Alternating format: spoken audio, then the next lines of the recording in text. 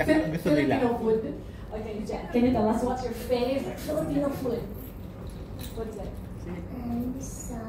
You're shy, come on. Come on. Say it. Yeah. Say, is it? Yes. Tell us. I'm shy. Come on, just say. Oh well, you know, she loves. She actually loves eating rice and soy sauce. I don't even eat rice and soy sauce on its own. What is it? It says rice.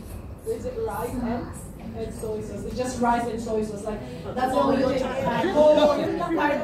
Totoo yun. Grabe!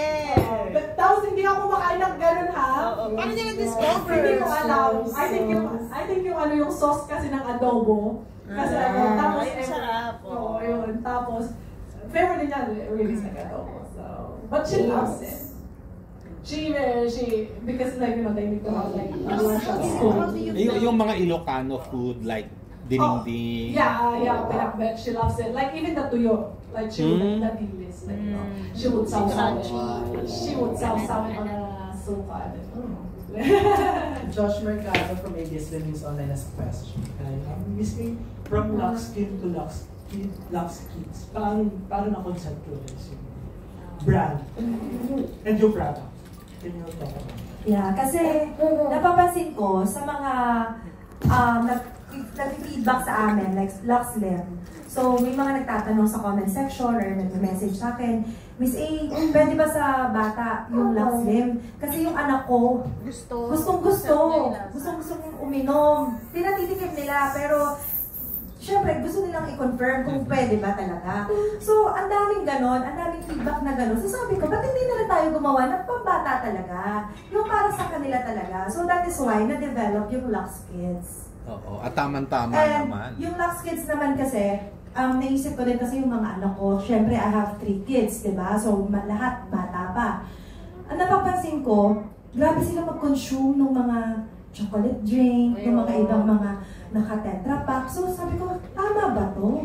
Parang, di ba, pag nakita mo yung mga nakalagay na nutrition facts, na ingredients, so parang hindi rin healthy para sa kanila. So, that is why we created drinks na healthy for the kids and yun talagang may maitutulong for them. So, immune booster, memory enhancer, so nakaka-help them then sa pag-grow ng mga bata. So, instead na mag-soft drinks, so, kayo pwede nga, sige nga ito na pwede namin inumin din ito. Yes, of course. Hindi, pang kids lang.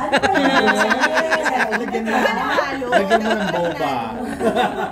Yung second question ko, as a mom, as a business woman, how do you balance everything?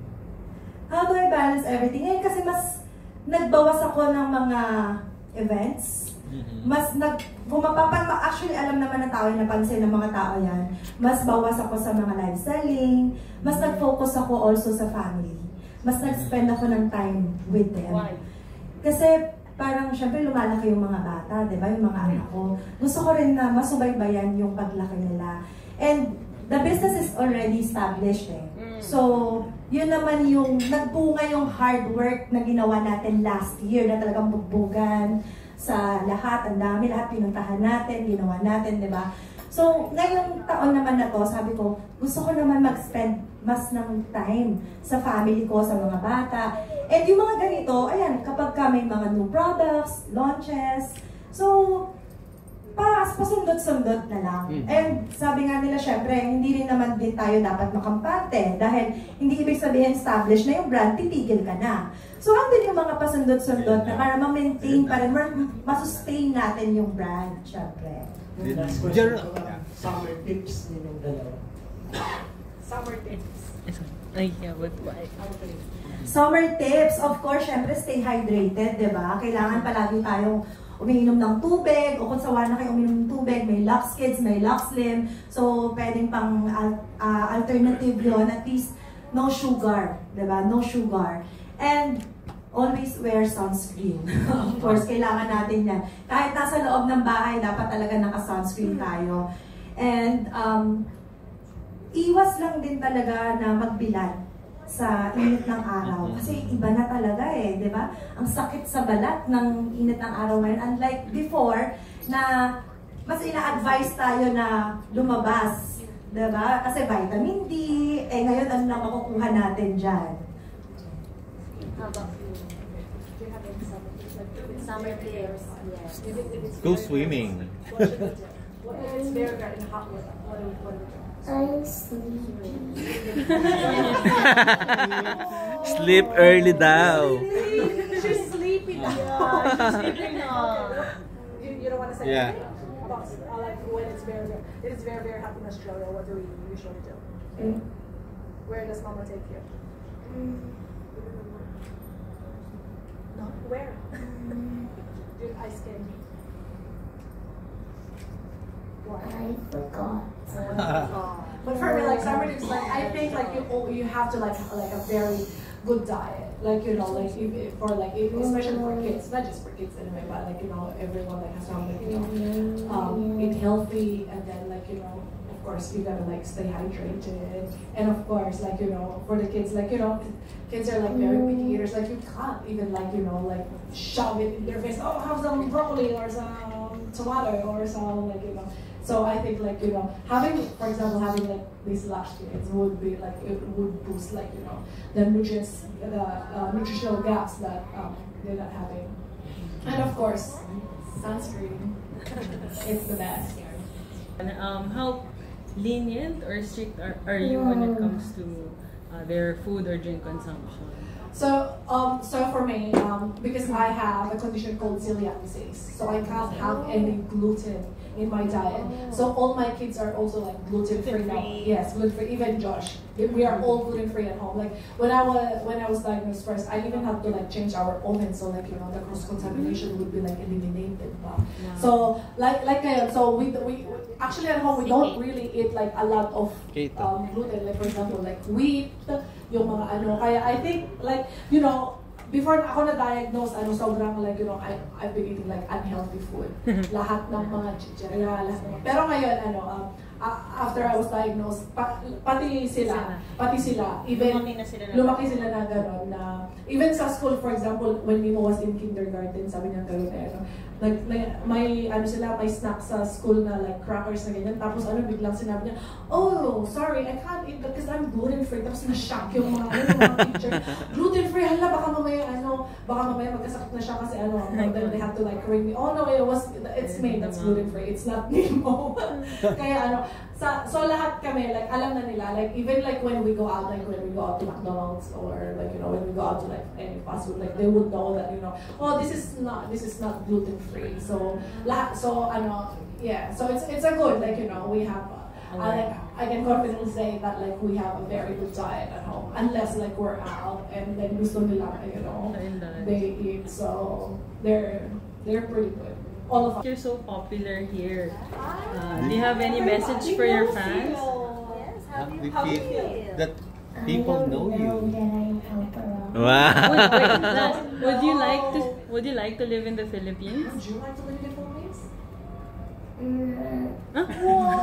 Why? Why? Tell us.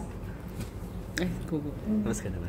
Okay na ba? Because sometimes it's hot. Oh, Yun lang. Where's the light? deal breaker. Nung last time na nung sinabi ko na pupunta kami dito, babalik kaming dalawa lang. Sabi niya gano'n, no, it's very hot there. Sabi ko, like you know, sabi ko, we're gonna stay like in a hotel anyway.